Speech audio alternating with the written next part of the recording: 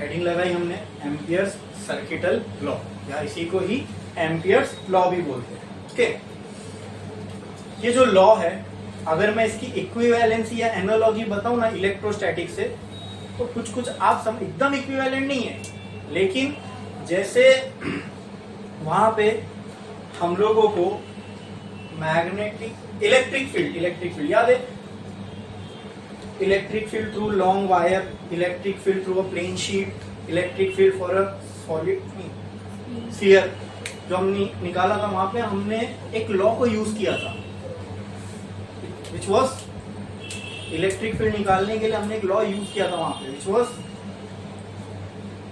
Was भाई electrostatic में कितने लॉ पढ़े तुमने?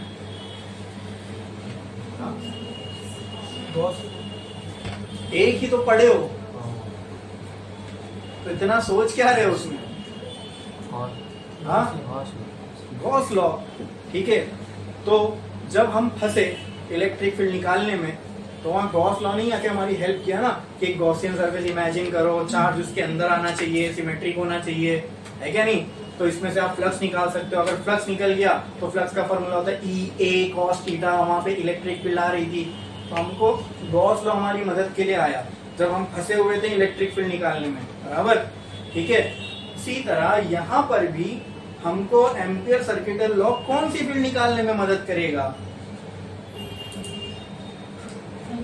अरे भाई कौन सा, क्या चैप्टर में कौन सी फील्ड पढ़ रहे हो आप लोग शुरुआत से? तो उसमें सोचना क्या इतना, बोलो ना। वहां इलेक्ट्रोस्टैटिक पढ़ रहे थे, इलेक्ट्रिक फील्ड थी, तो गॉस लॉ कौन सी फील्ड निकालने के लिए हेल्प किया? तो यहाँ पर मैग्नेटिज्म पढ़ रहे हो, मैग्नेटिक फील्ड है, तो एम्पियर्स लॉ क्या निकालने में हेल्प करेगा? तो इतनी सी बात बोलने में इतना क्या शर्मा रहे हो? हाँ, समझ में आया? क्लियर है? ये एनालॉजी थोड़ी बहुत समझ में आई?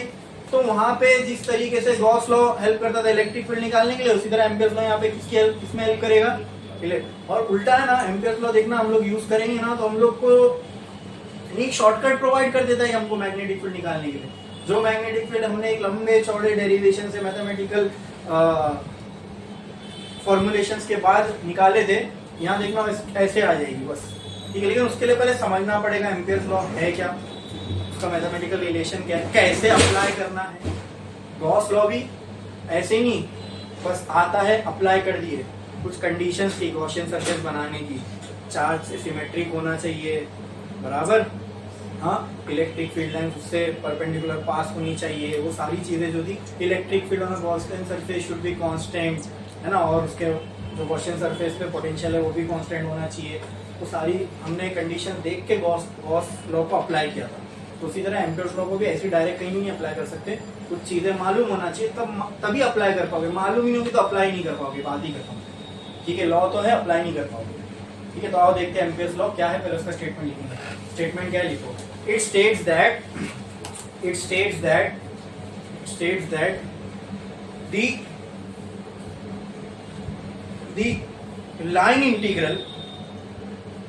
the line integral it states that the line integral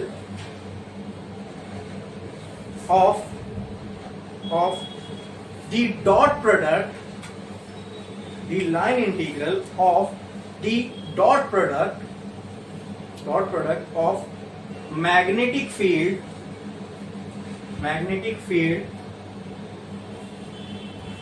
bracket में लिखो B एंड एलिमेंटल लेंथ को क्या बोलते हैं हम लोग? छोटी सी लेंथ। एलिमेंटल लेंथ मतलब जो नन्ही सी छोटी सी लेंथ काटते ना हम लोग, क्या बोलते? तो ब्रैकेट में लिखो DL।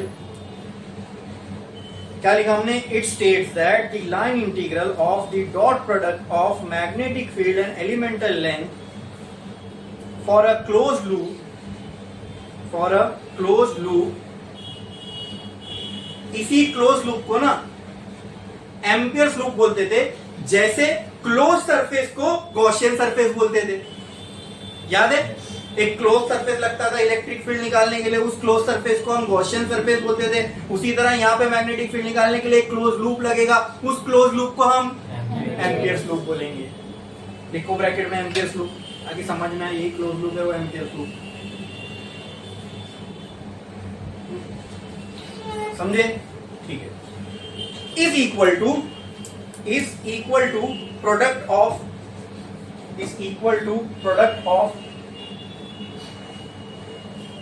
permeability of vacuum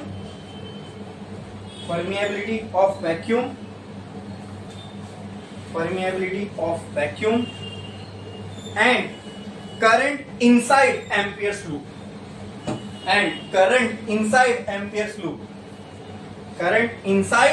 loop. Gaussian surface में charge inside Gaussian surface लेते थे, यहाँ पे current inside Ampere's loop लेंगे, समझना? वहां पे एप्सिलॉन नॉट होता था, यहाँ पे परमिएबिलिटी है। अच्छा, परमिएबिलिटी के बाजू में ब्रैकेट डालो और लिखो म्यू नॉट और इन करंट के ब्रैकेट में आई लिख दो, आई। ठीक है, अब जो स्टेटमेंट है इसको मैं लिखने जा रहा हूं, ध्यान से सुनो। ठीक है, आप पढ़ो, धीरे धीरे करके स्टेटमेंट पढ़ो। क्या है? It states that line integral, तो पहले मैंने इंटीग्रेशन की साइन बना दी। Dot product of what? And तो देखो, dot product of line integral of dot product of magnetic field and elemental length, ये बराबर है। अब मैं कॉस आगे नहीं लगा रहा हूं तो इसको वेक्टर देना पड़ेगा। ठीक है, आगे फॉर अ क्लोज लूप, वो आगे देखेंगे क्या है। हाँ, बस ये इक्वल है। अच्छा, फॉर अ क्लोज लूप भी बोला है ना। अब क्योंकि क्लोज लूप बोला है, इसके लिए मैं यहाँ पे क्लोज लूप को दिखाने के लिए इंटीग्रेशन साइन पे क्या बना रहा हूँ? क्लोज लूप के लिए बोला है ना, तो इसलिए इंटीग्रेशन साइन में मैं क्या बना रहा हूँ? This line integral is for close loop. Yes, is equal to product of permeability, बस प्रोडक्ट मतलब फिर से यहाँ डॉट आएगा, permeability of vacuum and current inside. ठीक है, बस ये है एम्पियर सर्किटल लॉ, है ना। जो स्टेटमेंट में इंग्लिश में लिखे थे वही तो मैथमेटिकल फॉर्म में मैंने किया। कुछ नहीं, मुझे पता था इसका मैथमेटिकल रिलेशन क्या है, आपको भी पता होता तो आप भी ये स्टेटमेंट खुद बना लेते। मैंने थोड़ी ना कहीं से देख के बोला, समझ में आया? वो जो मैथमेटिकल रिलेशन उसको मैंने इंग्लिश में आपको डिक्टेट किया। बस फिर से देखो क्या है। It states that line integral of dot product of magnetic field and elemental length for a closed loop is equal to product of permeability of medium and the current inside Ampere's loop। जब समझोगे Ampere's loop क्या है तो फिर clear हो जाएगा current inside क्या। तो इतना समझ में आया? अब इसको अगर वेक्टर फॉर्म से हटाना है तो इसको मैं ऐसा भी लिख सकता हूँ, B dot dl cos theta is equal to mu naught into I inside। अब मैं ये सिर्फ स्टेटमेंट के लिए आई इनसाइड लिख रहा हूँ, जब बच्चों सॉल्व करेंगे तो आई इनसाइड लिखने की जरूरत नहीं है। ये मालूम होना चाहिए करंट इनसाइड वाला लेना, इसलिए आई इनसाइड लिखा। जब सॉल्व करोगे तो इनसाइड लिखने की जरूरत नहीं है, जो भी करंट होगा उसकी डायरेक्ट वैल्यू करेंगे। समझे? समझ में आया? इतना क्लियर है? तो एम्पियर्स लॉ क्या समझे? हाँ, वो एक डेरिवेशन इस चैप्टर में बहुत लंबा था, कौन सा था बताओ मुझे, जल्दी बताओ। एक बहुत ही लंबा चौड़ा डेरिवेशन था, या आप ही बता दो मुझे, तुमको क्या लगता है इस चैप्टर में सबसे बड़ा लंबा डेरिवेशन कौन सा था? लंबा भी था, थोड़ा समझने के लिए भी ट्रिकी था, काफी सारे मैथमेटिकल रिलेशन आए थे उसमें। क्या था? मैग्नेटिक, अरे यार मैं भी इशू बना, magnetic field due to current carrying straight wire. अच्छा, मतलब मैंने तो आपको खुली छूट दे दी थी। हाँ, straight wire at some distance from this. Okay, ठीक है, मैंने तो खुली छूट दी थी आपको कि आप बताओ कौन सा डेरिवेशन सबसे लंबा है, तो आपने देखा ये सबसे लंबा भी था और थोड़ा सा ट्रिकी भी था समझने वगैरह के लिए। हाँ, यही था वो। और जब मैं उसको यहाँ पढ़ा रहा था तो मुझे एक पार्ट से ज़्यादा बोर्ड लग भी गया था, लेकिन हाँ, और मैंने क्या कहा, एम्पियर्स लॉ आपको शॉर्टकट प्रोवाइड करता है चीज़ों का, कोई मैग्नेटिक फील्ड निकालने का। चलो अप्लाई करके देखते हैं एम्पियर्स लॉ अप्लाई करके। अब एम्पियर्स लॉ अप्लाई करना सीखा हूँ, ध्यान देना। एम्पियर्स लॉ अप्लाई करने के लिए आपको सबसे पहले चाहिए एम्पियर्स लूप। जैसे गॉस लॉ अप्लाई करने के लिए गॉसियन सरफेस, वैसे एम्पियर्स लॉ अप्लाई करने के लिए आपको क्या चाहिए? एम्पियर्स। अब ये कोई 3D सरफेस नहीं है, 2D है। लूप बोले तो सर्कल होगा, गॉसियन सरफेस स्फीयर होता था, वहां सर्कल नहीं चलता, क्लोज सरफेस चाहिए। यहाँ ऐसी कोई क्राइटेरिया नहीं है, ओपन सरफेस है which is a loop, circle. Clear है? अब जरूरी नहीं लूप बोला तो सर्कल ही हो, लूप रेक्टेंगुलर भी हो सकता है, क्लोज होना चाहिए बस। ठीक है, क्लियर है? बोलो समझ में आया? तो आपको एम्पियर्स लॉ अप्लाई करने के लिए सबसे पहले क्या चाहिए? लूप। लेकिन एक कंडीशन है, उस लूप को जब बनाओगे ना तो एक चीज याद रखना, सुनो। अगर ये करंट कैरिंग वायर है, बराबर, इससे कुछ डिस्टेंस दूर यहाँ पे एक पॉइंट है P, इसके ऊपर अपने को मैग्नेटिक फील्ड निकालना है। ठीक है, यही तो था उसमें। तो एम्पियर्स लूप बनाने की कंडीशन सुन लो, जैसे गॉसियन सरफेस बनाने की कुछ कंडीशन थी। सबसे पहले एम्पियर्स लूप बनाने की कंडीशन है कि आपको जिस पॉइंट पे भी मैग्नेटिक फील्ड निकालना है उससे पास होता हुआ एम्पियर्स लूप बना दो। इस पॉइंट पे निकालना है, इससे पास होता हुआ मैंने लूप बना दिया। अभी तो ऊपर से देखोगे तो ऐसा लूप बना दिया। ठीक है, अब आप उसको ऊपर से देखोगे, देखो ऊपर से करंट ऐसा जा रहा है, तो अब जब ऊपर से देखोगे करंट कहां बाहर आता हुआ दिखेगा? तो can I make current like this? हाँ, ऊपर से देख रहा हूं। हाँ भाई, ये वो कंडीशन है। ऊपर से देखूंगा तो पॉइंट P इधर दिखेगा, दिखेगा। और जो एम्पियर्स लूप है वो कुछ इस तरीके से दिखेगा। बोलो क्लियर है? क्लियर है? ऊपर से देखने पे पूरी कहानी ऐसी दिखेगी। नाउ दिस इज ये है एम्पियर्स लूप। पहली कंडीशन क्या एम्पियर्स लूप बनाने की? कि जिस भी पॉइंट पे मैग्नेटिक फील्ड निकालना है उससे पास होता हुआ क्या बना दो? Amperes loop. दूसरी कंडीशन ये है कि जिस करंट की वजह से वो मैग्नेटिक फील्ड बन रही है वो लूप के अंदर आना चाहिए। तो यहाँ पे वो भी क्राइटेरिया पूरी हो रही है, लूप के अंदर अपना करंट आ रहा है। बोलो क्लियर है? ये समझ में आया? अब आप एम्पियर्स लॉ अप्लाई कर सकते हो। अच्छा, दूसरी एक चीज और, ये करंट है, इसकी वजह से मैग्नेटिक फील्ड इस पॉइंट पे कहां बनेगी? इनवर्ड्स क्या आउटवर्ड? हाँ, इनवर्ड क्या आउटवर्ड? ये current carrying conductor magnetic field कहां बनेगी? इनवर्ड। इनवर्ड ऐसे, मतलब आप ऊपर से देखोगे तो ऐसे, नहीं यहां देखूंगा तो ऐसे। ये हो गया मैग्नेटिक फील्ड का डायरेक्शन। बोलो क्लियर है? बोलो क्लियर है? अब ये थीटा ना खले तो इसके लिए क्या होना चाहिए? थीटा की वैल्यू 0 कर दो। ये थीटा तुमको प्रॉब्लम ना दे, इसलिए थीटा की वैल्यू 0 कर दो। थीटा 0 होगा तो cos 0 1 हो जाएगा। समझे? तो ये तुमको परेशान नहीं करेगा, फिर तुम खाली डायरेक्ट इंटीग्रेशन करो।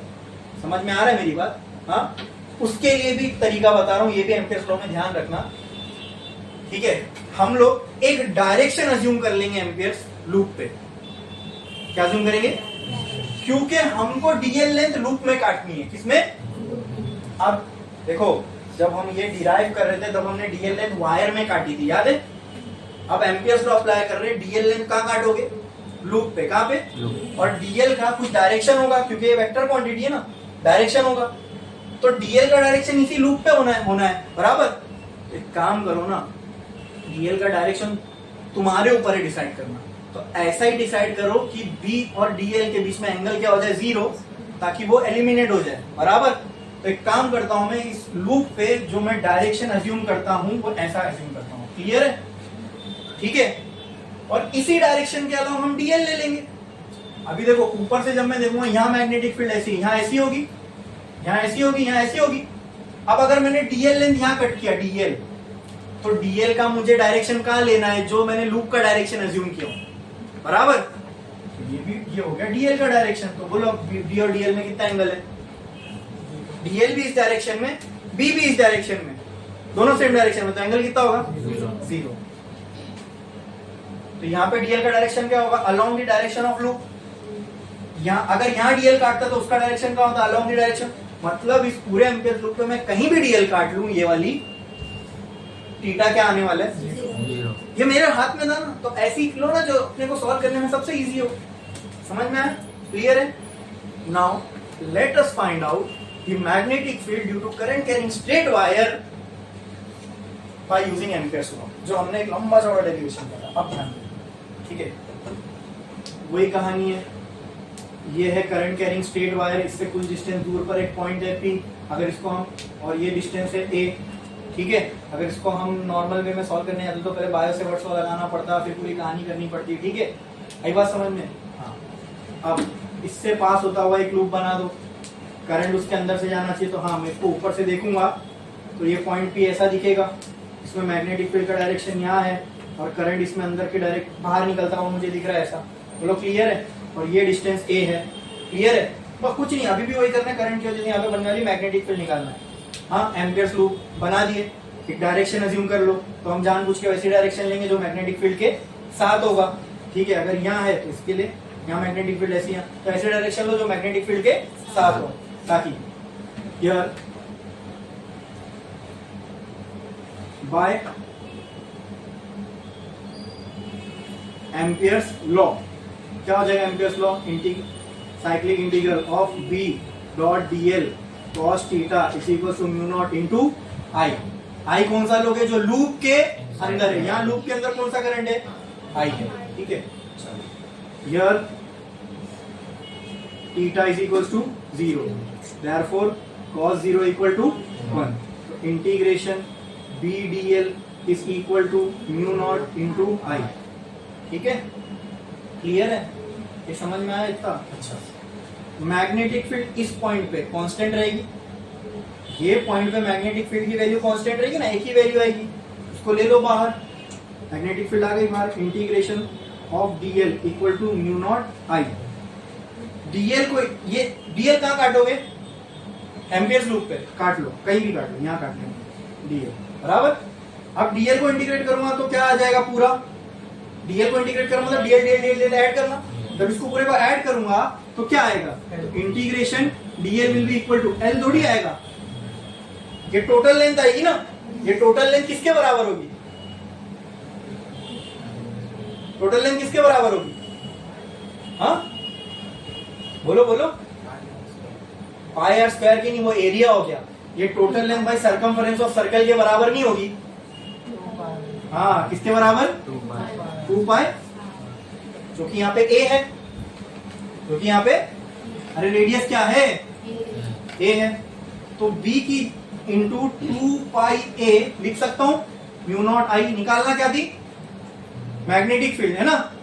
हाँ, तो कहना है right b is equal to mu naught I upon 2 pi a। आ गई magnetic field due to current carrying straight wire. कितने स्टेप लगे? 1 2 3 4। क्या ये रिलेशन है? चेक करो, जाओ करंट कैरिंग स्ट्रेट वायर में और देखो क्या magnetic field due to current carrying straight wire यही आई है। और ये जो हमने लाए थे, कितना मशक्कत से लाए थे ना, बायो-सेवर्ट्स लॉ। पहले कितना डिटेल में पहले बायो-सेवर्ट्स लॉ को समझे, फिर उसके बाद उसको अप्लाई करने का समझे, फिर उसका डायरेक्शन समझे कि कब क्या जीरो होगा। आई बात समझ में? फिर हमने कितना सारा उसमें मैथ्स किया था, इंटीग्रेशन, डेरिवेटिव वगैरह सब कुछ यूज हो गया था उसके अंदर, पार्शियली डिफरेंशिएट किए थे। तब जाके करंट कैरिंग वायर की वजह से मैग्नेटिक फील्ड आई थी, और वो यही थी जो अभी आई है। तो एम्पियर्स लॉ ने अपने को कितना मस्त शॉर्टकट प्रोवाइड कर दिया। देखो, एम्पियर्स लॉ हमने यूज किया और वही एग्जैक्ट रिलेशन आया जो हमको 2 पेज के डेरिवेशन करने के बाद आया। समझ में आया? क्लियर है? इसमें किसी को कोई डाउट है? पक्का समझे एम्पियर्स लॉ कितना यूजफुल है? हाँ, समझ में काम आता है अपने को, ठीक है? इसको यूज करके आप क्या निकाल सकते हो? Magnetic field. और वाकई में यार अच्छा लॉ है। तो 2 पेज का डेरिवेशन तो एग्जाम में आए तो ये कर लेंगे, तो सीख गए ना। नहीं, अगर एग्जाम में अगर बोला है एम्पियर लॉ से डिराइव करो तो ही करना, नहीं बोला तो फिर वही करना जो हमने किए थे, ठीक है? हाँ, समझ में आया? वो पता नहीं फिर वो क्यों दिया हुआ है, इससे अच्छा यही दे देते। चलो ठीक है, समझ में आया कि नहीं? एम्पियर लॉ कितना यूजफुल है ये भी देख लिया आपने ना। एकदम जादू जैसा लग रहा है कि हाँ यार वही चीज थी, लेकिन इससे कितना जल्दी से 4 स्टेप में खत्म। ठीक है, क्लियर है? अब यही एम्पियर लॉ का एक और एप्लीकेशन है which we will use to find magnetic field of a solenoid. ठीक है, और सॉलिनॉइड एक काम करो, ये आपके सिलेबस में नहीं है लेकिन फिर भी एम्पियर लॉ कितना यूजफुल है मैंने आपको समझाने के लिए ये बताया। चाहिए तो आप लिख लो, तो एप्लीकेशन एक समझ में आ जाएगा, दूसरी बार अप्लाई करने में आसानी होगी। ठीक है, ये लिखो फिर ये पूरा लिखो, जल्दी छापो जल्दी।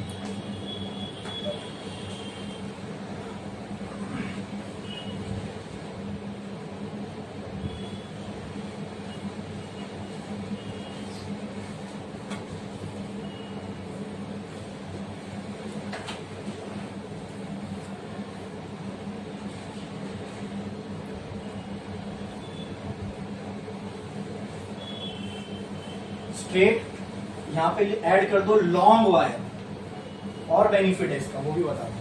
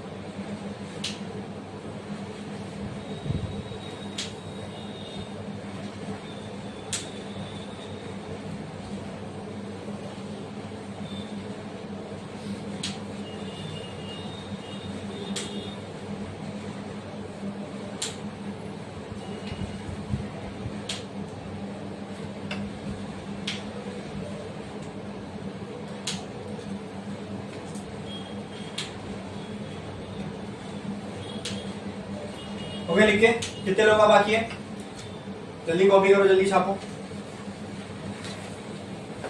अच्छा, इसका मैं आपको बेनिफिट बता रहा था। इसका एक्स्ट्रा बेनिफिट ये हम लोग को कि हमने तो जो डेरिवेशन किया था वो सिर्फ और सिर्फ फाइनाइट वायर के लिए किया था। उसके बाद इनफाइनाइट वायर में हमने थोड़ा और एडिशन किया था। ये हमको डायरेक्ट इनफाइनाइट वायर का फॉर्मूला दे रहा है। ये फॉर्मूला इनफाइनाइट वायर वाला है ना? हाँ, डायरेक्ट इनफाइनाइट वाला हमको फॉर्मूला दे रहा है। हमने वो फाइनाइट वाला निकालने की जरूरत नहीं पड़ी, डायरेक्ट इनफाइनाइट वाला आ गया। क्लियर है? ठीक है, जिनका ये हो गया, एक लाइन छोड़ो, स्टार डालो, हेडिंग लगाओ, magnetic field due to solenoid, magnetic field due to solenoid, magnetic field due to solenoid.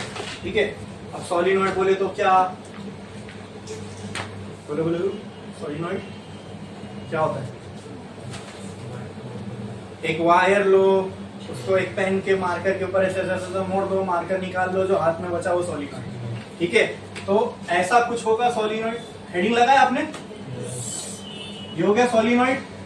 हाँ, इसको हमने एक बैटरी से कनेक्ट किया, जिससे हम इसको करंट दे रहे हैं। सोलिनॉइड की जो लेंथ है, लेट से क्या है, एल है। क्लियर है? अब इसमें से मान लो यहाँ से करंट जा रहा है, करंट जा रहा है ये ये ये ये ये ये ये ये, ठीक है। तो आप अगर इसको यहाँ से देखोगे तो देखो करंट कैसे दिख रहा है, ऐसे ऐसे ऐसे ऐसे। तो ये करंट कैसा है? कैसा ही क्लॉकवाइज है, एंटी क्लॉकवाइज? तो यहाँ से अगर करंट क्लॉकवाइज दिख रहा है, मतलब ये साइड कौन सा पोल होगा? South pole. ये साइड कौन सा पोल होगा? तो यहाँ से मैग्नेटिक फील्ड लाइंस अंदर जाती हुई दिखेंगी, वहां से बाहर आती हुई दिखेंगी। क्लियर है? ये समझ में आया? हाँ, अंदर ही रहेगी मैग्नेटिक फील्ड लाइन, क्योंकि सारा कहानी खेल कहाँ हो रहा है, अंदर ही अंदर हो रहा है। तो क्लियर है? समझ में आया? अब मुझे जो है मैग्नेटिक फील्ड, नहीं मैग्नेटिक फील्ड कहाँ? ये पूरे सोलिनॉइड एल लेंथ के अंदर है। यहाँ कहीं पे मैग्नेटिक फील्ड, मतलब जो मैग्नेटिक फील्ड इधर है, वही इधर है, वही इधर है, वही इधर है, वही इधर है। पूरे थ्रू आउट अंदर क्या है? एक मैग्नेटिक फील्ड है। उस मैग्नेटिक फील्ड की वैल्यू लेकिन अपने को नहीं मालूम, वही तो निकालना है। हेडिंग क्या लगा है? हाँ, magnetic field due to solenoid. बराबर? क्लियर है? बढ़े आगे? ठीक है, तो कहाँ निकालना मैग्नेटिक फील्ड? आउटसाइड निकालोगे, बाहर निकालोगे। इनसाइड का मैग्नेटिक फील्ड की वैल्यू कहाँ मिलेगी सोलिनॉइड में? इनसाइड। कहाँ मिलेगी? तो सोलिनॉइड के अंदर कोई भी एक पॉइंट ले लो, जो वैल्यू मैग्नेटिक फील्ड की उस पॉइंट पे आएगी, वही वैल्यू मैग्नेटिक फील्ड की थ्रू आउट होगी। इसके अंदर यूनिफॉर्म मैग्नेटिक फील्ड बनती है। कैसी? यूनिफॉर्म मतलब हर जगह सेम। मतलब अगर मैं यहाँ मैग्नेटिक फील्ड निकालूं, लेट्स से पॉइंट ए पे, और यहाँ मैग्नेटिक फील्ड निकालूं पॉइंट सी पे, तो ए और बी की मैग्नेटिक फील्ड क्या होगी? मतलब मैं पूरे अंदर में कहीं भी एक पॉइंट में मैग्नेटिक फील्ड निकालूं, थ्रू आउट वो मैग्नेटिक फील्ड वही रहने वाली है। समझ में आया? तो कोई भी एक पॉइंट पकड़ लो, लेकिन हाँ, अभी निकालेंगे कैसे? वायर से वर्ड फ्लो लगा देंगे तो जान निकल जाएगी। इसको इंटीग्रेट कैसे करेंगे? ऐसी पूरी पूरी पॉइंट वायर है, वो तो स्ट्रेट वायर थी तो इजी था, चलो फट से इंटीग्रेट कर दिए। हाँ, अभी अभी हमने एम्पियर सर्कुलेटेड लॉ की पहली कंडीशन क्या? जिस पॉइंट भी मैग्नेटिक फील्ड निकालनी है, वहां से पास होता हुआ एक। अरे यार तुम लोग बोलते क्यों नहीं हो, बोला करो ना। हाँ क्या क्या बनाओगे, लूप बनाएंगे, ठीक है। तो उसके लिए सबसे पहले एक पॉइंट तो चाहिए। तो अंदर कहीं पे भी मैं अगर एक पॉइंट ले लूं तो वो मुझे मैग्नेटिक फील्ड की वैल्यू देगा। कहीं पे भी एक पॉइंट ले लो, यहां ले लिया मैंने, चलेगा। हाँ इसको दे देता हूं नाम ए। ये ले लिया मैंने पॉइंट, यहाँ की मैग्नेटिक फील्ड निकाल लूंगा, मतलब मैंने सोलेनॉइड की मैग्नेटिक फील्ड निकाल ली। क्लियर है। अब एम्पियर लॉ अप्लाई करना, तो पहली कंडीशन इस पॉइंट से पास होता हुआ क्या बनाना पड़ेगा, एक लूप बनाना पड़ेगा। तो सर्कुलर लूप बनाना सेंस नहीं बन रहा है यहाँ पे, तो इसके लिए हम क्या करेंगे, एक रेक्टेंगुलर लूप मैंने बना लिया। बोलो क्लियर है, समझ में आया, क्लियर है। इस लूप का एक डायरेक्शन अज्यूम करो, ठीक है, ठीक है। तो इनसाइड मैग्नेटिक फील्ड का डायरेक्शन कहाँ है, फ्रॉम साउथ टू नॉर्थ, यहाँ नीचे दिख रहा है। तो वही डायरेक्शन लूप का अज्यूम कर लो, ये क्लियर है। हाँ ये मैग्नेटिक फील्ड का यही डायरेक्शन है, तो तुम भी वही डायरेक्शन में लूप को अज्यूम कर लो। बोलो क्लियर है, समझ में आया, पक्का, ओके। अच्छा इसमें टोटल नंबर ऑफ टर्न्स कितनी होंगी सोलिनॉइड, अगर सोलिनॉइड में टर्न्स बनती है ना, हाँ अरे बनती है कि नहीं बनती है, तुमको दिख रही है कि नहीं दिख रही है, दिख रही है ना, वेरी गुड, ठीक है। तो कितनी नंबर ऑफ टर्न्स है यहाँ पे, हाँ यहाँ 4 है, 4 ही हो सकती है क्या, तो yes total number of turns, let total number of turns of a solenoid, total number of turns be capital N। बोलो क्लियर है। इसको हमने टोटल नंबर ऑफ टर्न्स मान लिए, टोटल नंबर ऑफ टर्न है, ठीक है। यानी टोटल लेंथ L में N नंबर ऑफ टर्न्स है। लेकिन अगर मुझे यूनिट लेंथ के लिए निकालना है, एग्जांपल टोटल लेंथ है 10 मीटर, एग्जांपल टोटल लेंथ है 10 मीटर और उस 10 मीटर में 100 टर्न्स है, तो टोटल नंबर ऑफ टर्न्स कितनी हुई, कितनी हुई, अरे भाई टोटल नंबर ऑफ टर्न्स कितनी है, 100, ठीक है। तो L लेंथ 10 मीटर में 100 टन है, तो मुझे बताओ 1 मीटर में कितनी टन, 1 मीटर में कितनी टन, 1 मीटर में कितनी टन। उसके लिए आपने क्या किया, जब मैंने आपको पूछा टेल मी 1 मीटर में कितनी टन है, तो आपने क्या किया, टोटल नंबर ऑफ टर्न को टोटल लेंथ से डिवाइड कर दिया, है ना भाई। ये टोटल नंबर ऑफ टर्न तो थी 100, उसको आपने लेंथ से डिवाइड कर दिया, तो आपको कितना आया 10। तो ये total number of turns per unit length नहीं लग रहा आपको। कैन आई से दिस क्वांटिटी 10, कैन आई से this quantity 10 is number of turns per unit length, can I से दिस। इसको हम स्मॉल n से रिप्रेजेंट करते हैं, इससे small n is number of turns per unit length. बोलो क्लियर है, ये चीज समझ में आया कि नहीं आया। यूनिट लेंथ 1 मीटर 1 सेंटीमीटर में कितनी है, तो total divide by total length, total number of turns को टोटल लेंथ से डिवाइड करो, तो 1 मीटर पे या 1 सेंटीमीटर पे कितनी टर्न है वो आपको मिल जाएगी। समझ में आया, क्लियर है, इसमें किसी को कोई डाउट है, ठीक है। एम्पियर्स लूप बना दिए, ठीक है। हाँ अब एम्पियर्स लॉ अप्लाई करेंगे, करें अप्लाई, तो बाय बाय बाय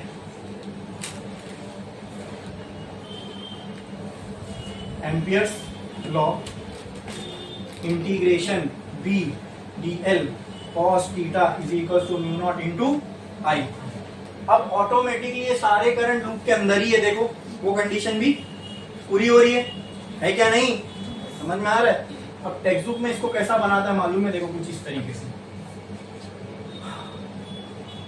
जब ये करंट ऐसा जा रहा है ऐसा, तो ऊपर के साइड पे आपको करंट कैसा दिखेगा, बाहर आता हुआ, और नीचे के साइड करंट कैसा दिखेगा। तो टेक्स्ट बुक में इसको कुछ ऐसा बनाया है सोलिनॉइड का, देखो ऐसा ऐसा। ऊपर से करंट कैसा दिख रहा है, कैसा दिख रहा है, अरे बोलो, बाहर आता हुआ, तो करंट को ऐसा बताया। कंफ्यूज मत हो ना टेक्स्ट बुक में डायग्राम देख के, बोले कि अजीब सा क्या सांप बना दिया, ये सांप की बॉडी का शेप दिख रहा है, ठीक है। तो कुछ नहीं है, ये सोलिनॉइड को ऐसा बीच से कट करो तो तुमको करंट दिखेगा ना, यहाँ से बाहर आ रहा है, यहाँ अंदर जा रहा है। वो समझाने के लिए इसको ऐसा बनाया। अब ये करंट एक ही तो है, हाँ, तो बस करंट जो लूप के अंदर होना चाहिए, तो हमने लूप ऐसी तो बनाया, देखो है ना, करंट आ गया ना उसके अंदर, तो ये सारे करंट यही तो है, सारे करंट आ गए लूप के अंदर, कंडीशन फुलफिल हो रही। तो यही रेक्टेंगुलर क्लोज लूप बना, ये इसमें यहाँ सेंस बन रहा है। क्लियर है? पक्का समझ में आया? इसमें किसी को कोई डाउट है? बढ़े आगे? ठीक है। अब यहाँ पे थीटा, अच्छा अब एक एक करके देखते हैं। हाँ चलो, क्लोज लूप के लिए अप्लाई करना है ना, तो क्लोज लूप यहाँ बन कैसे रहा है? देखो इसको मैं नाम दे देता हूं ए बी सी डी। कहना है इसे क्लोज लूप, देखो integration of A to B B D L cos theta plus integration B to C B D L cos theta plus integration C to D B D L cos theta plus integration D to A. अब loop close हो गया। देखो ए से शुरू हुआ था, ए पे ही खत्म। हाँ, B D L cos theta is equal to mu naught into. तो इतना क्लियर है? क्लोज लूप के लिए इंटीग्रेशन करना था ना, तो इस क्लोज लूप की, अब ये क्लोज लूप पूरा प्रॉपर सर्कल नहीं है, अलग अलग रेक्टेंगल है, तो मैंने चारों पे अलग अलग इंटीग्रेशन करके ऐड कर दूं तो पूरा क्लोज लूप का इंटीग्रेशन हो जाएगा। समझा क्या नहीं? हाँ, अब देखो एक एक कैसे कैंसिल होते हैं। ए से बी वाला लूप देखो, ए से बी वाला, हाँ ये लूप का डायरेक्शन है, ये मैग्नेटिक फील्ड है। ध्यान दो इधर, ये लूप का डायरेक्शन है, मतलब ये है डीएल का डायरेक्शन, बराबर। जो लूप का डायरेक्शन वो डीएल का डायरेक्शन, ये मैग्नेटिक फील्ड का डायरेक्शन है। यहाँ पे थीटा कितना है? 90। इफ थीटा यहाँ 90 है तो यहाँ थीटा की जगह क्या आएगा? बोलो, यहाँ पे थीटा की जगह, अरे भाई cos 90 cos 0 1 होता है, cos 90 क्या होता है? 0। cos 90 क्या होगा? ये टर्म कितना हो जाएगा? रीजन यहाँ पे आएगा b परपेंडिकुलर टू dl, है ना? therefore theta equal to, oh sorry, therefore cos theta equal to 0। समझे? BC को देखो, हाँ उसको उस पे आते हैं बाद में, चलो क्योंकि वो तो अंदर है।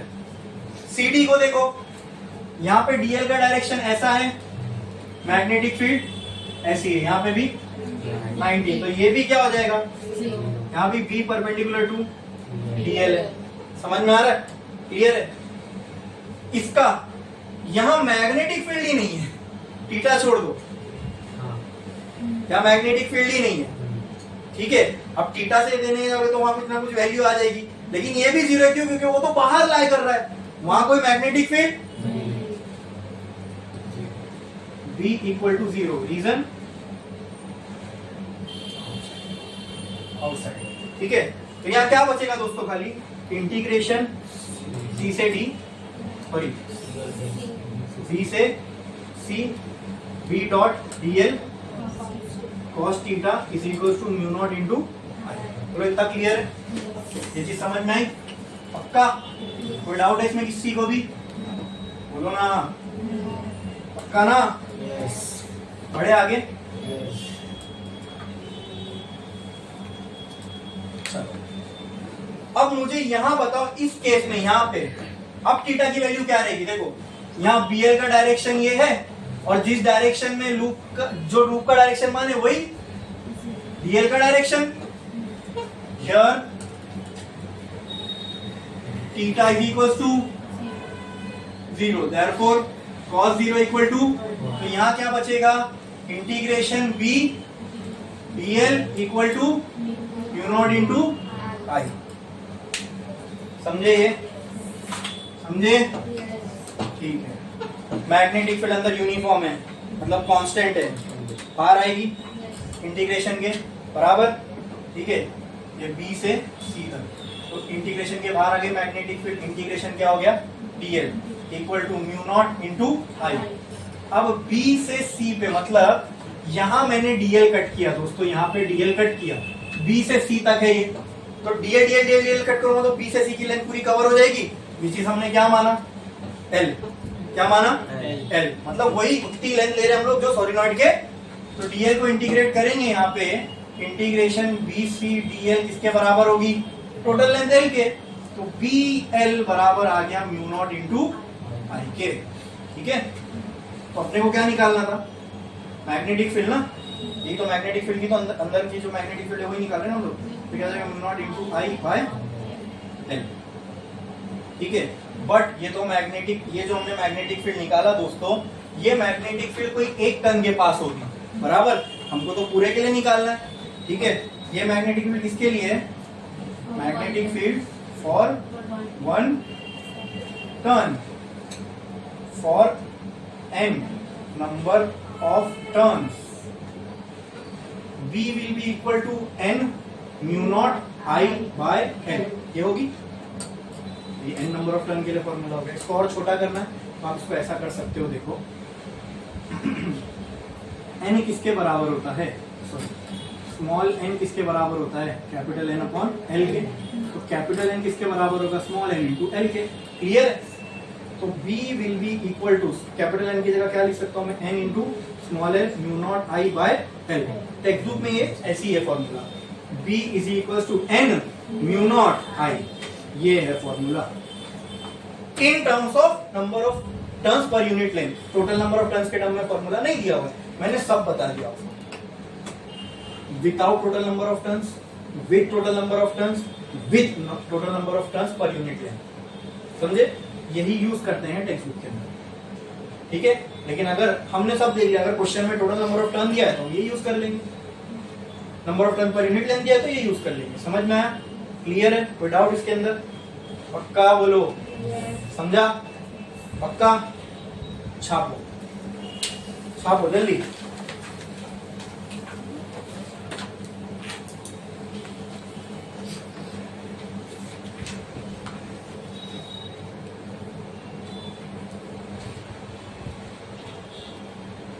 इंक की बोतल लेके आओ, है कि?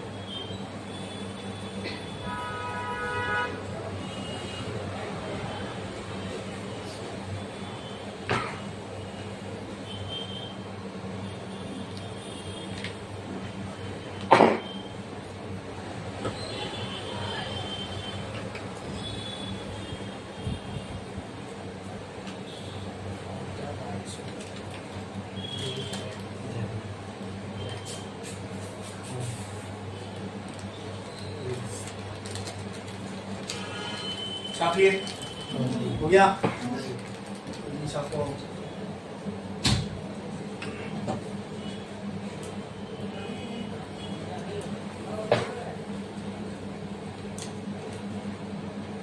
हंड्रेड बाय 10 समझने के लिए था आपके।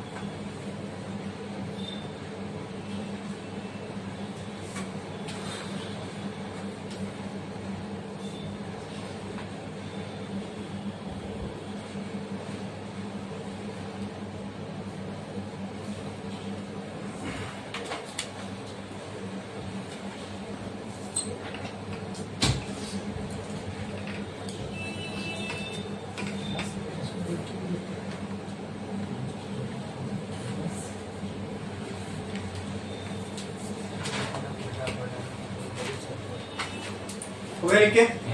चलो का बाकी है।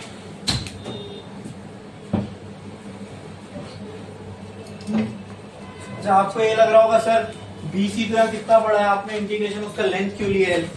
कुछ लोगों के दिमाग में डाउट आएगा, तो देखो आपको समझने के लिए मैंने इतना बड़ा बनाया, वरना जब हम इस लूप को लेंगे तो एकदम ऐसा टच करके यहाँ से यहीं तक वाला यहीं ले एकदम यहाँ पे और यहाँ पे, सच दैट ये BC लेंथ जो है किसके बराबर हो? L लेंथ के बराबर हो, समझना है? जस्ट एकदम बाजू से। इसके लिए मैंने उसका इंटीग्रेशन डायरेक्ट ले लिया, वो बनाने में अच्छे से समझ में आए खुला खुला, इसके लिए वहाँ पे थोड़ा सा वो आगे निकल गया सॉलिनॉइड से।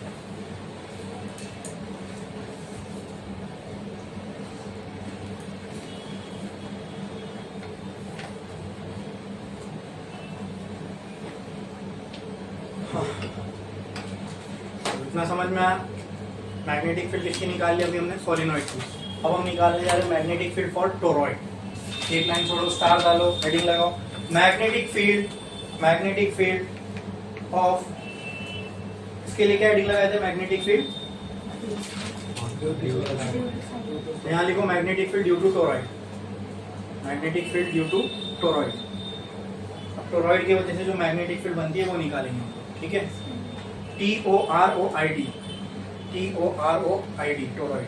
अब टोरॉइड क्या होता है? आपने सोलिनॉइड लिया, इस सोलिनॉइड को ऐसे बेंड कर दो, ऐसे स्पाइरल तो पूरा सर्कुलर फॉर्म में हो जाएगा। इसी को क्या बोलते हैं? टोरॉइड। क्या बोलते हैं? अब ये हो गया टोरॉइड अपना।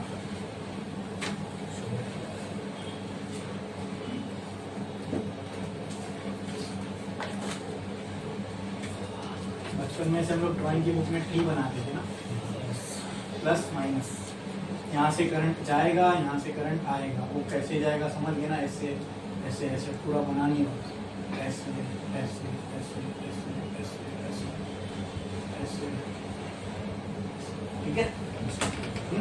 तो इसमें जो जैसे सॉलिनॉइड में मैग्नेटिक फील्ड अंदर बनती थी ना, उसी को तो आपने ऐसा मोड़ दिया, तो इसमें भी अब मैग्नेटिक फील्ड ऐसे पूरे हो जाएगी इनसाइड द लूप, समझ रहे कि नहीं? इसमें जो मैग्नेटिक फील्ड पूरी ऐसे होगी, क्लियर है? और यूनिफॉर्म होगी जैसे सोलिनॉइड। अरे सोलिनॉइड ही तो, खाली उसको हमने घुमा दिया, क्लियर है? समझ में आया? तो क्या लगता है जब मैग्नेटिक फील्ड सब कुछ वैसी है तो फॉर्मूला सेम ही आना चाहिए। चलो देखते हैं। हाँ, तो अंदर सारी जगह मैग्नेटिक फील्ड यूनिफॉर्म होगी, तो कहीं कोई भी एक पॉइंट ले लो, मैग्नेटिक फील्ड निकालना ना, कोई भी एक पॉइंट में निकालो। मान लो मैंने एक पॉइंट पकड़ा, यहाँ पे मैग्नेटिक फील्ड निकालना, कैसे निकालूंगा यहाँ की मैग्नेटिक फील्ड? तो फॉर्मूला है मेरे पास, कौन सा? फॉर्मूला नहीं है ना, वो तो लॉ है। फॉर्मूला है मेरे पास, कौन सा लॉ यूज कर सकता हूँ जब कोई फॉर्मूला नहीं है? तो एम्पियर सर्किटल लॉ। तो उसके लिए क्राइटेरिया क्या है? पहले वो पॉइंट देखो जहाँ पे मैग्नेटिक फील्ड निकालना है, फिर उससे पास होता हुआ एक लूप, एम्पियर्स लूप बना लेते हैं। यहाँ सर्कल बनाना सेंस बनता है, तो क्लियर है? सर्कल बना हुआ तो सारी वायर्स को कवर करेगा। अब जब, और करंट भी जो है, जो करंट है वो एक लूप के इनसाइड होना चाहिए। तो देखो ना, यहाँ से हर एक जो जितने भी करंट है वो सब ये लूप में से ही होगा। जब अभी मान लो ऐसा कोई, ऐसा मैंने ऐसे सर्कल बना, सर्कल के अंदर जब मैं एक सर्कल तो स्पाइरल के अंदर जब मैं एक सर्कल बनाऊंगा बीच में स्पेस में, तो अंदर सारे करंट आ गए ना, सारे करंट इसके अंदर लूप के अंदर तो आ गए ना। अरे समझा कि नहीं समझा? पक्का समझा? क्लियर है? बढ़ू आगे। ये स्पाइरल ऐसा किए, जो बीच में, जो सर्कल के बीच में जो गैप है, उस गैप में से अगर मैं एक सर्कल बनाऊं इमेजिनरी, तो वो सर्कल अपने अंदर ये सारे करंट को ले लेगा ना, ऑटोमेटिकली वो सारा करंट जो इसमें से फ्लो हो रहा है आ जाएगा ना सर्कल के अंदर, एम्पियर्स लूप के अंदर, ठीक है? कोई भी एक डायरेक्शन अज्यूम कर लो लूप का, मान लो मैंने ये डायरेक्शन अज्यूम कर लिया, ठीक है? और बाय डिफॉल्ट इसके अंदर जो मैग्नेटिक फील्ड होगी लूप के डायरेक्शन के साथ ही होगी, ठीक है? अब वो यहाँ से एक्सप्लेन करना मुश्किल है कि कैसे। अच्छा वो भी, चलो सॉलिनॉइड में ऐसी थी, उसी को आपने बेंड कर दिया तो मैग्नेटिक फील्ड अब ऐसी हो गई ना, यही सॉलिनॉइड को आपने मोड़ा है भाई, तो जो मैग्नेटिक फील्ड ऐसी थी अब ऐसी हो जाएगी, यही हो गया ना डायरेक्शन। तो अब लूप का भी डायरेक्शन मैग्नेटिक फील्ड के साथ ही लो, ताकि डीएल और डीबी के बीच में थीटा कितना है? 0 है। तो आपको अगर डीएल कट करना है तो कहाँ कट करोगे? इधर ही कट कर दो, फिर इसको इंटीग्रेट करना है बराबर बाय एम्पियर्स लॉ। अरे मेरे को ये बोलो आपको समझ रहा है कि नहीं समझ रहा है? पक्का समझ रहा है ना? हाँ बढ़ू ना आगे, उस सर के साथ छू के तो नहीं जा रहा है ना, टच हो के, ठीक है। क्या बोलता है Ampere's law? Cyclic integral dl cos theta is equal to mu naught into I, ठीक है। तो यहाँ पे here theta is equal to 0, therefore cos theta equal to cos 0 equal to, कैसे 0 हुआ समझ में आया ना? ये सोलिनॉइड था, ऐसी मैग्नेटिक फील्ड जा रही थी, ठीक है। ये सोलिनॉइड था, ऐसी मैग्नेटिक फील्ड जा रही थी, जैसे मैंने उसको ऐसे मोड़ा, मैग्नेटिक फील्ड ऐसे जा रही है, वही डायरेक्शन में मैंने डीएल लेंथ, अभी डीएल लेंथ लूप पे काटना है, ठीक है। अब वही डायरेक्शन में डायरेक्शन डीएल का कौन सा लेते हैं? जो लूप का डायरेक्शन है, तो लूप का डायरेक्शन डीएल का डायरेक्शन बी का डायरेक्शन सेम है, दोनों का डायरेक्शन सेम है, थीटा 0 और 0 1। क्या बचा? Integration B DL mu naught I. B constant रहेगा, अंदर मैग्नेटिक फील्ड कांस्टेंट है, बी बाहर ले लो, integration DL equal to mu naught I. अब मुझे यहाँ बताओ इंटीग्रेशन डीएल किसके बराबर होगा? जब DL DL DL DL cut करोगे तो लूप क्या बन रही है? क्या बन रही है? तो सर्कमफ्रेंस ऑफ सर्कल मिलेगी which will be equal to, ठीक है। तो कहना है right here B into 2 pi R is equal to mu naught into I. तो ये दोस्तों मुझे मैग्नेटिक फील्ड यहाँ से मिल गई, B is equal to mu naught I by 2 pi R, but this is the magnetic field for how many turns? 1 turn. Magnetic field for 1 turn. अब यहाँ पे मैग्नेटिक फील्ड अगर मुझे निकालना है, magnetic field for n number of turns, तो क्या हो जाएगी बोलो? B will be equal to n into mu naught I by 2 pi R, ठीक है। n नंबर ऑफ टर्न्स के लिए आगे, लेकिन टेक्स्ट बुक में जो फॉर्मूला है वो number of turns per unit length के फॉर्म में दिया हुआ है, तो कुछ मत करो, आप भी बना लो, कर सकते हैं ना हम लोग। हमको मालूम है n बराबर होता है स्मॉल n इंटू एल के, खत्म है ना। Total number total n into L पहले देख लिया ना हमने, यहाँ ये होता है ना, ये डायरेक्ट भी तो अब लिख सकते हैं हम लोग, कैपिटल N बराबर होता है स्मॉल n इंटू एल के। तो कहना है right b is equal to n into L into mu naught into I upon 2 pi R. ये लेंथ किसकी है दोस्तों? एम्पियर्स लूप की। तो एम्पियर्स लूप की टोटल लेंथ किसके बराबर है? DL DL DL DL DL करे तो टोटल लेंथ आई ना। तो एम्पियर्स लूप की टोटल लेंथ किसके बराबर है? तो जब अपन v equal to n into 2 pi R into mu naught into I by 2 pi R करेंगे तो ये cancel, v will be equal to n mu naught into I. क्या ऐसी सेम सॉलिनॉइड का था? वही आपने प्रेडिक्ट किया था, टॉरॉइड कुछ भी तो नहीं है, वही सॉलिनॉइड है, खाली उसको सर्कल बना दिए, तो अंदर मैग्नेटिक फील्ड तो वही आनी चाहिए, वही आ रही है। समझ में आया? क्लियर है? इसलिए number of turns per unit length के फॉर्मूले में दोनों को इसलिए कर रहे हैं क्योंकि यहाँ पे अपने को उनकी दोनों की सिमिलैरिटी दिखती है। अगर मैं सिर्फ कैपिटल N के फॉर्म में अगर छोड़ देता तो ये अलग लगता और ये अलग लगता ना, समझे? Number of turns per unit length के फॉर्म में देखेंगे तो दोनों फॉर्मूला हमको सेम दिख रहा है। क्लियर है? समझ में आया? पक्का? छापो।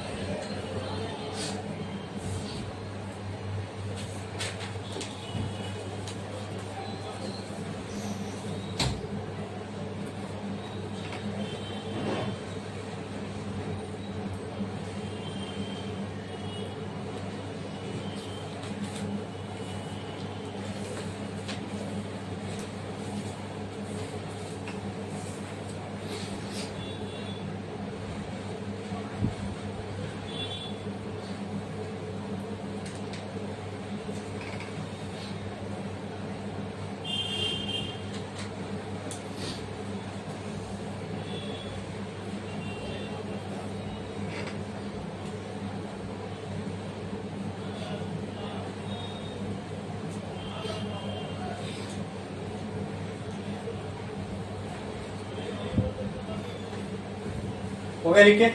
कितने लोग बाकी हैं?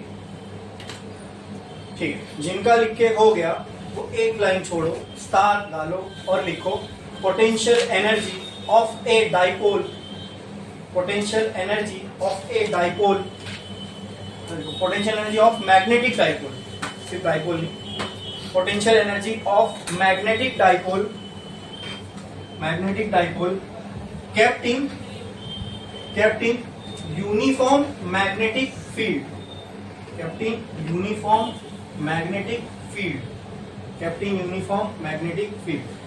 आपको याद है हमने ऐसे ही कुछ किया था इलेक्ट्रोस्टैटिक्स में, जहां हमने निकाला था potential energy of electric dipole kept in uniform electric field. तो वहां डाइपोल पोटेंशियल एनर्जी का फॉर्मूला क्या आया था बोलो, याद है? याद है? कुछ ऐसा आया था -PE cos थीटा। ठीक है, तो इसको देखते हुए एनालॉजी से मुझे बताओ कि अगर मैं पोटेंशियल एनर्जी निकालने जाऊं मैग्नेटिक की, ऐसे डाइपोल की जो मैग्नेटिक फील्ड में रखा गया, तो उसकी क्या आनी चाहिए? Minus M B। ये प्रिडिक्ट किया है ना आपने? ठीक है, चलो देखते आता है कि नहीं। हाँ, एनालॉजी से मैंने कहा था ना कितना हेल्प करता है। देखो आपको फॉर्मूला है, देखते करेक्ट है कि नहीं। तो पहले अपने को क्या लेना पड़ेगा? एक uniform magnetic field. Uniform magnetic field कैसी होती है? Straight, parallel, equidistance. ठीक है, ये ले लिया हमने यूनिफॉर्म मैग्नेटिक फील्ड। अगर ये मैग्नेटिक फील्ड ऐसी जा रही है दोस्तों, तो मुझे बताओ नॉर्थ कहाँ होगा, लेफ्ट में कि राइट में? नॉर्थ कहाँ होगा, लेफ्ट में कि राइट में? नॉर्थ से मैग्नेटिक फील्ड निकलती है, साउथ की तरफ जाती है, तो यहाँ लेफ्ट में क्या होगा? राइट में। और अंदर मैंने एक डाइपोल रख दिया, डाइपोल जैसे कि बार मैग्नेट। ठीक है ना, यहाँ नॉर्थ, यहाँ साउथ। ठीक है, ओके। नॉर्थ से करीब आना चाहेगा, दूर जाना चाहेगा? तो इस पे यहाँ फोर्स लगेगा, विच will B magnetic force right in this direction. और ये कहाँ जाना चाहेगा? राइट में, लेफ्ट में? तो इस पे इस डायरेक्शन में फोर्स लगेगा, क्योंकि ये मैग्नेटिक फील्ड में रखा है। इस पे जो फोर्स लगेगा वो फोर्स कौन सा होगा? Magnetic force. लेकिन वो मैग्नेटिक फोर्स इस डायरेक्शन में होगा। देखो यहाँ भी FM लग रहा है, यहाँ भी फोर्स तो दोनों में सेम है, लेकिन डायरेक्शन अपोजिट है। और एक चीज, ये है डाइपोल, यहाँ पे फोर्स यहाँ लग रहा है, यहाँ पे फोर्स यहाँ लग रहा है, दोनों फोर्स इक्वल एंड अपोजिट है, बट क्या सेम लाइन ऑफ एक्शन पे है? अगर ऐसा हुआ तो फिर ये क्या होने लगता है? यहाँ पे रोटेट होने लगता है। अगर ये रोटेट हो रहा है तो यहाँ पे फोर्स नहीं लग रहा है, क्या लग रहा है? क्या लग रहा है? टॉर्क लग रहा है। क्या लग रहा है? टॉर्क लग रहा है। वेरी गुड, आई बात समझ में? तो मैग्नेटिक फील्ड जो टॉर्क लगा दी, उसका फॉर्मूला अपने को मालूम होना चाहिए। क्या मालूम है? मैग्नेटिक फील्ड जो टॉर्क लगा दी, उसका फॉर्मूला नहीं मालूम है? क्या है उसका फॉर्मूला? क्या ये फॉर्मूला नहीं है उसका? फिर ऐसे भूल गए? हाँ, तो इस पे क्या लगने वाला है? टॉर्क। ये हमको पता है क्या लगने वाला है? टॉर्क। हमको लेकिन निकालना है पोटेंशियल एनर्जी। क्या निकालना है? क्या पोटेंशियल एनर्जी वही होती है जो हम वर्क करते हैं, वही एनर्जी जाके पोटेंशियल में स्टोर हो जाती है। तो पहले शुरुआत कहाँ से करेंगे? वर्क डन के फॉर्मूले से। कहाँ से? What is work done? Work done is force into displacement. ठीक है, लेकिन यहाँ पे डिस्प्लेसमेंट तो तब होगा जब लीनियर मोशन हो रहा है। एक्स स्टेटमेंट तो दोनों में होगा, लेकिन एक्स के फॉर्म में तब होगा जब लीनियर हो रहा है। यहाँ तो यहाँ पे ये क्या हो जाएगा? थीटा। फोर्स क्या हो जाएगा? अरे भाई टॉर्क होएगा ना, और वर्क वही रहेगा। लेकिन अब जो वर्क हो रहा है वो रोटेशनल के फॉर्म में हो रहा है, लीनियर के फॉर्म में नहीं। हमने इसको थोड़ा सा, हम मानते कि इनिशियल इसकी पोजीशन ऐसे थी, जब हमने इसको थोड़ा सा फोर्स लगाया तो इसकी इनिशियल पोजीशन मान लो ऐसी थी, बराबर। हमने जब इसको थोड़ा सा फोर्स लगाया तो इसकी पोजीशन कुछ ऐसी होगी, होगी ऐसे, नॉर्थ इधर, साउथ इधर। हाँ, मुझे पता यहाँ मैग्नेटिक मूवमेंट का डायरेक्शन कहां से कहां रहेगा? ये रहेगा। ये हो गया मैग्नेटिक मूवमेंट का डायरेक्शन। यहाँ पे कहां रहेगा? ये रहेगा। बोलो क्लियर है? Let this be position number 1। Let this be position number 1 पे जो थीटा है, लेट दिस बी थीटा 1, और पोजीशन नंबर पे जो थीटा है, लेट दिस बी थीटा 2, है ना? आगे देखेंगे थीटा क्या है। ओके, अब इफ हम बहुत छोटा सा डिस्प्लेसमेंट दे रहे हैं, मतलब बहुत छोटा सा फोर्स लगा के इसको थीटा के फॉर्म में, यानी कुछ थीटा हम लोग एंगल इसको डिस्प्लेस कर रहे हैं। ठीक है, कुछ एंगल थीटा मैंने इसको डिस्प्लेस किया, थीटा 1 से थीटा 2। ठीक है, if theta is very small. तो कहना है theta will be equal to D theta. अगर थीटा बहुत छोटा है तो उससे बनने वाला वर्क भी, therefore W will be can be written as, तो कहना है dW is equal to tau into d theta. हाँ, अब तो आपको इससे खेलने आना चाहिए। ठीक है, अब क्या करेंगे, इंटीग्रेटिंग टोटल वर्क निकालना है। ठीक है, तो integrating dW is equal to integration t torque into d theta. बोलो इतना क्लियर है, ये चीज समझ में आई? बढ़ू आगे। ठीक है, तो dW को इंटीग्रेशन करोगे तो ये हो जाएगा W। हाँ, इंटीग्रेशन टॉर्क का फॉर्मूला क्या है, mv sin theta d theta. Magnetic movement एक डाइपोल के लिए कांस्टेंट होगा, मैग्नेटिक फील्ड तो यूनिफॉर्म है, वो भी कांस्टेंट है, दोनों को कहाँ रख सकते हैं हम लोग। तो ये हो गया mv integration sin theta d theta. अब लिमिट लगाओ इंटीग्रेशन की, कहाँ से कहाँ इंटीग्रेट करेंगे, तो थीटा 1 से थीटा 2, उसकी पोजीशन 1 क्या थी, थीटा 1, कहाँ से वहां से कहाँ लेके गए हम उसको, तो कहना है integrating from theta 1 to theta 1 to, बोलो sin थीटा का इंटीग्रेशन क्या होगा, बोलो माइनस कॉस थीटा होगा। हाँ, तो यहाँ कहाँ से कहाँ तक, थीटा 1 से थीटा 2 तक। बोलो क्लियर है? कहना है rate B equal to M B. अब लिमिट अगर मैं अप्लाई करूं तो क्या होगा, बोलो minus cos theta 2 minus lower limit minus of cos theta 1। Clear है?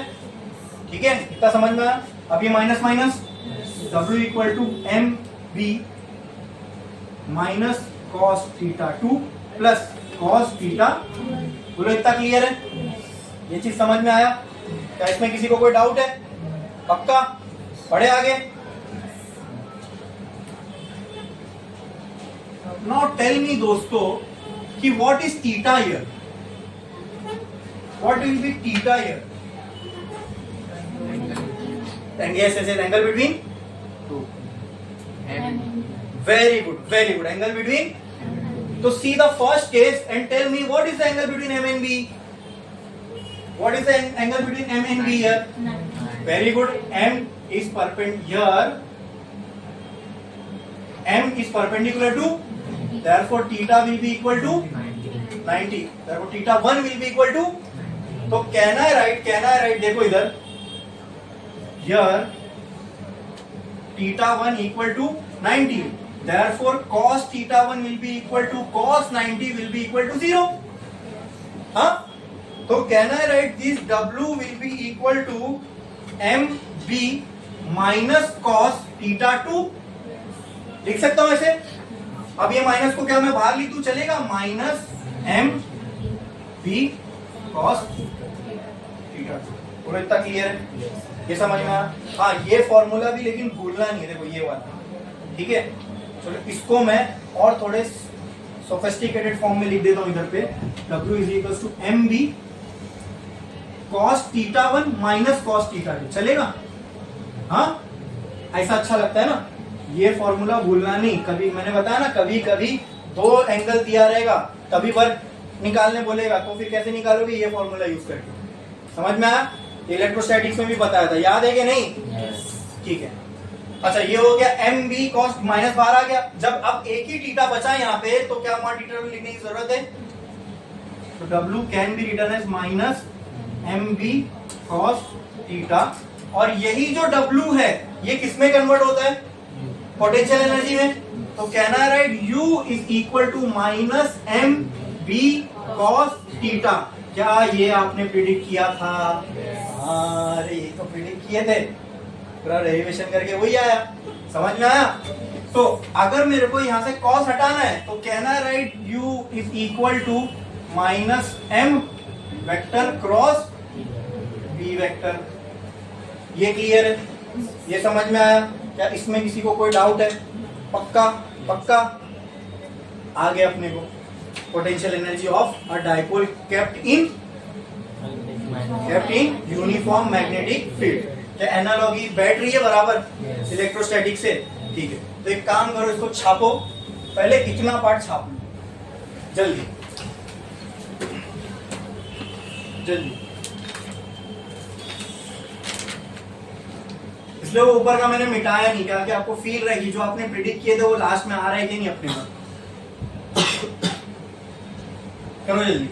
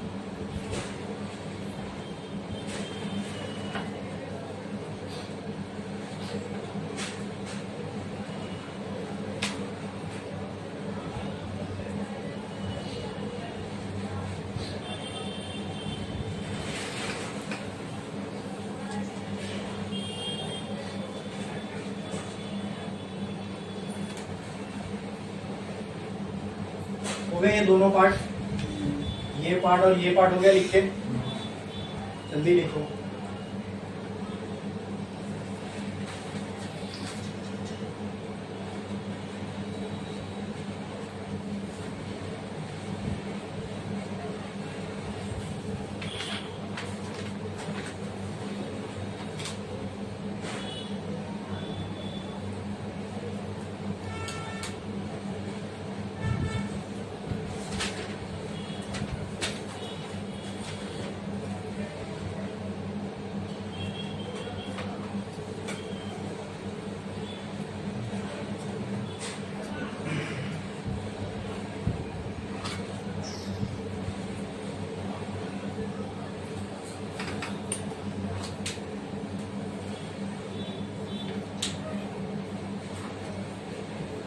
हो गया इतना लिख के? यहाँ तक हो गया? ठीक है। अब बहुत मजेदार चीज आपको जोड़ के बताने वाला हूँ। दो चीज यहाँ से जुड़ेंगी और एकदम डॉट्स कनेक्ट हो जाएंगे, देखना दिमाग के अंदर यार वाकई ऐसे हो रहा है। ठीक है, क्या हर इंसान जिंदगी में स्टेबल होना चाहता है? उसी तरह डायपोल भी क्या लेना चाहेगा? ऐसी कहानी हमने कहाँ देख चुके? इलेक्ट्रिक डायपोल में देख चुके, बराबर। तो स्टेबल का मतलब क्या? नॉर्थ नॉर्थ के पास रहना चाहता है कि नॉर्थ नॉर्थ से दूर रहना चाहता है? साउथ साउथ के पास रहना चाहता है, साउथ साउथ से दूर रहना चाहता है। तो एक काम करो, पहले हम लोग स्टेबल की बात कर लेते हैं। ठीक है, स्टेबल इक्विलिब्रियम कंडीशन। ठीक है, ये बना दिया मैंने यूनिफॉर्म मैग्नेटिक फील्ड। मुझे बताओ क्या यूनिफॉर्म स्टेबल होने के लिए अगर यहाँ नॉर्थ है यहाँ साउथ है तो यहाँ साउथ यहाँ नॉर्थ होना चाहिए? क्या मैग्नेटिक डायपोल का डायरेक्शन ये हो गया फ्रॉम नॉर्थ टू साउथ, बराबर। क्लियर है? यहाँ पे आप मुझे बताओ इस पे जो लगने वाला मैग्नेटिक फोर्स है नॉर्थ नॉर्थ पे यहाँ होगा Fm, यहाँ पे जो लगने वाला मैग्नेटिक फोर्स है कहाँ होगा? यहाँ होगा Fm। ठीक है, यहाँ पे जो नेट फोर्स है क्या दिख रहा है आपको? Yes, very good. अब लाइन ऑफ एक्शन भी सेम है। ठीक है, अब लाइन ऑफ एक्शन भी सेम है तो नेट टॉर्क भी क्या होगा? क्योंकि लाइन ऑफ एक्शन सेम है, नेट फोर्स तो पहले भी जीरो था, लेकिन लाइन ऑफ एक्शन सेम नहीं था इसलिए टॉर्क आ रहा था। अब तो लाइन ऑफ एक्शन भी, अब net torque zero, net force zero, net torque zero, बराबर। क्लियर है? ठीक है, तो ये कौन सा इक्विलिब्रियम हो गया, लेकिन स्टेबल है क्या नहीं अभी तक नहीं हुआ, पता नहीं। इक्विलिब्रियम तो है ही है। इक्विलिब्रियम कब होता है? जब net force zero, net torque acting on body zero. ठीक है, net torque and net force acting on body zero, तो बॉडी किसमें? इक्विलिब्रियम है। लेकिन स्टेबल अनस्टेबल अभी तक हमने नहीं देखा। तो अनस्टेबल कब होगा? जब इसका एनर्जी मैक्सिमम। स्टेबल कब होगा? जब इसके पास एनर्जी मैक्सिमम होगी, तब एनर्जी बिल्कुल नहीं होगी। हाँ, चलो देखते हैं, वही आएगा ना अभी आगे। ठीक है, तो यहाँ पे बोलो पोटेंशियल एनर्जी हमको निकालना। इसका फॉर्मूला क्या आया? mv cos theta. यार theta is the angle between, तो यार theta is what? Zero. Therefore cos theta will be, therefore cos zero will be, तो mu is equal to minus mv बचा। मतलब दोस्तों स्टेबल इक्विलिब्रियम कंडीशन में energy maximum नहीं रहती है, मिनिमम रहती है, वो भी नेगेटिव में। अभी एग्जांपल लो, तुम्हारे पास एनर्जी जीरो है तो तुम बैठे हुए हो, तुम्हारे पास एनर्जी पॉजिटिव में तो तुम भाग रहे हो, दौड़ रहे हो, 10 काम कर रहे हो, लेकिन तुम्हारे पास एनर्जी जीरो भी नहीं है, उससे भी कम है, मतलब तुम बीमार हो, एनर्जी जितनी होनी चाहिए थी वो भी नहीं है तुम्हारे पास, मतलब तुमको बाहर से एनर्जी अब देना पड़ेगा। आई बात समझ में? तुम एनर्जी तुम्हारे पास नेगेटिव में चली गई समझ जाओ तो तुम पड़े रहोगे, कुछ करोगे थोड़ी, तो वो हो गया स्टेबल। समझ में आया? मतलब इस केस के लिए वो क्या है, स्टेबल। तो हम देख रहे स्टेबल हमारा छोड़ दो, लेकिन मैग्नेट के लिए हमको समझ में आ रहा है स्टेबल कंडीशन यही होगी कि ये नॉर्थ से नॉर्थ जैसा रहना चाहता है वैसा रहने दो, तो वो स्टेबल है। तो ऐसे केस में स्टेबल होने के लिए इसके पास एनर्जी कितनी होनी चाहिए, -mv के बराबर। तो अनस्टेबल देखते हैं इक्विलिब्रियम कंडीशन। अच्छा, अनस्टेबल कब होगा ये बोलो? यहाँ नॉर्थ है, यहाँ साउथ है, बराबर। हाँ, जब नॉर्थ के सामने साउथ है और साउथ के सामने नॉर्थ है, क्या ये ऐसा रहना चाहता है? नहीं, ऐसी रहना चाहता है। कैसा नहीं रहना चाहता है? ऐसा नहीं रहना चाहता है ना? अब यहाँ मैग्नेटिक मूवमेंट का डायरेक्शन कहाँ होगा? ऐसे। ये हो गया मैग्नेटिक मूवमेंट का डायरेक्शन, ये हो गया मैग्नेटिक फील्ड का डायरेक्शन, बराबर। क्लियर है? हाँ, चलो यहाँ चेक करते हैं। नॉर्थ पे नॉर्थ की तरफ ऐसे फोर्स लगेगा Fm, साउथ पे साउथ की तरफ ऐसे फोर्स लगेगा Fm। अभी भी तो इक्वल एंड अपोजिट है, तो here F net will be, बोलो क्या दोनों force same line of action पे? तो यहाँ पे नेट टॉर्क भी, वेरी गुड, यहाँ पे नेट टॉर्क भी क्या हो जाएगा? 0। अरे बोलो समझ रहा है कि नहीं समझ रहा? पक्का क्लियर है? ठीक है, नेट फोर्स 0, नेट टॉर्क 0, क्या ये इक्विलिब्रियम है? यस, इक्विलिब्रियम है। जब बॉडी पे लगने वाला नेट फोर्स और नेट टॉर्क 0 हो, मतलब हम कह सकते हैं कि बॉडी किसमें है? अब ये स्टेबल है कि अनस्टेबल? अनस्टेबल। तो इसमें इसके बाद एनर्जी कितनी होगी आओ देखते हैं। तो एनर्जी का फॉर्मूला है हमारे पास जो मैग्नेटिक फील्ड के लिए -mv cos theta. Here theta कितना है बोलो? Angle between m and v, m इधर b इधर, एंगल कितना है? थीटा कितना है? 0। ये साथ में रहते हैं तो 0 होता है, ऐसे ऐसे तो कितना होगा एंगल? मैग्नेटिक फील्ड इधर है, मैग्नेटिक मोमेंट इधर है। अरे भाई ये एंगल कितना होता है? 180, ठीक है। Therefore cos 180 equal to -1। अब -1 यहाँ पुट करोगे, -mv -1, तो म्यू कितना आ जाएगा बोलो? mv। तो यहाँ पे एनर्जी किसमें है? पॉजिटिव में होनी भी चाहिए थी, क्योंकि ये कैसा है? अनस्टेबल। ये कैसा है? अनस्टेबल।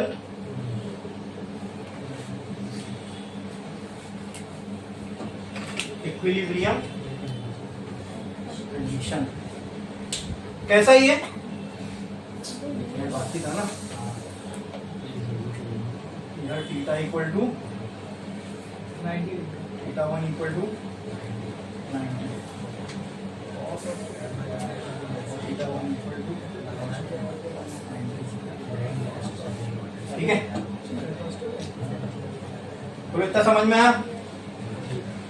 तो अनस्टेबल इक्विलिब्रियम कंडीशन में एनर्जी कैसी आ रही है? पॉजिटिव होना भी चाहिए। क्यों? अनस्टेबल है ना, ये एनर्जी है, तो ये एनर्जी यूज करके क्या करेगा? ये क्या करेगा?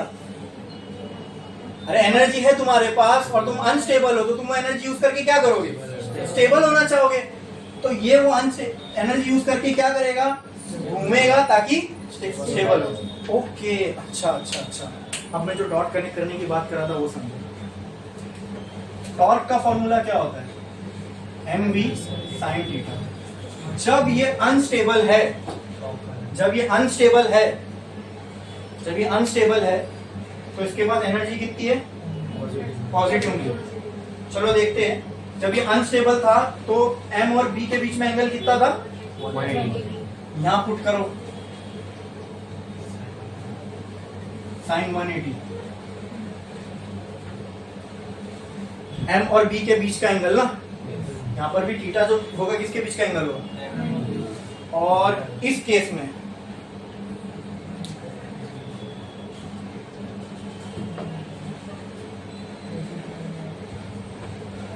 तो यहाँ पे जो टॉर्क की वैल्यू आएगी वो कितनी आएगी बोलो? sin 180 कितना हो जाएगा?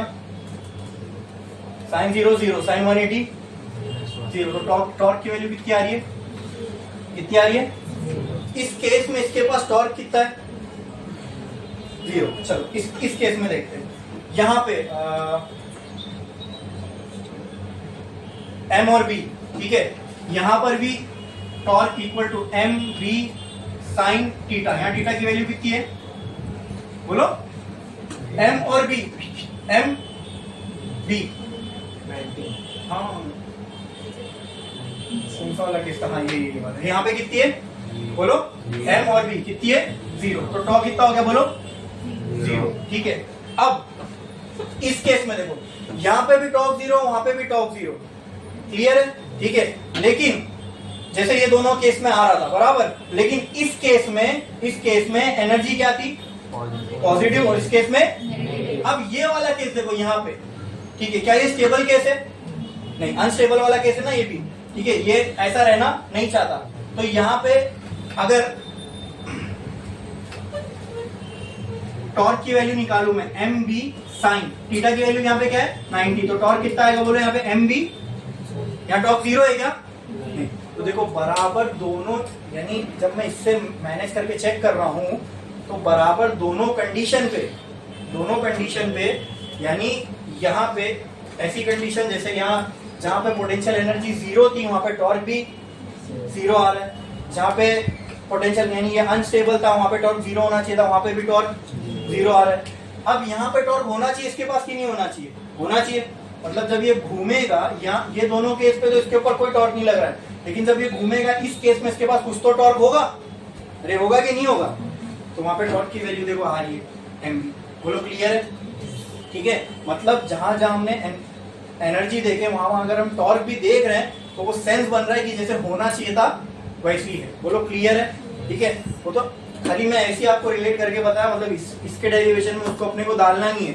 ठीक है, इसका डेरिवेशन सिर्फ यहीं तक था, और उसके बाद हमको इसकी स्टेबल और अनस्टेबल इक्विलिब्रियम कंडीशन समझना था, वो सबको अच्छे से समझ में आया, एकदम क्लियर है, कोई डाउट है इसमें किसी को, अच्छे से समझा। ठीक है, यहाँ पे अपना ये चैप्टर हो गया फिनिश, चैप्टर खत्म। ठीक है, नेक्स्ट लेक्चर में हम लोग इसके न्यूमेरिकल्स करेंगे। ठीक है।